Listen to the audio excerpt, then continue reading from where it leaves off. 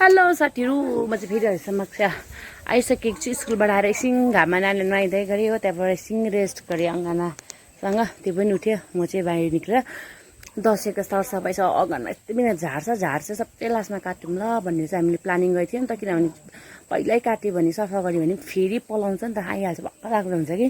अब चाहिँ लास्टमा काट्यौँ ल भने मैले चाहिँ अब आजदेखि चाहिँ सुरु गरेको छु। यति बिना छ कि ठुलो एरिया भएको मन परेन, साह्रो बेसी घाँस उम्रेर यो अँगन पनि सानो छ, त्यहाँ घाँस उम्रेर केही छैन हो। टक्क आजदेखि काट्नु थालेको छु। बिहान र बेलुका मात्रै त शीतल फर्केको बेलामा दिउँसो केही गर्न सकिँदैन। अन्त यो झोडी पनि भएको छ, यो फुलहरू पनि सबै काटेर फ्याँकिदिन्छु भनेर चाहिँ मैले सोचिरहेको छु। हेर्नुहोस् ल, यहाँ काट्दैछु मैले हो।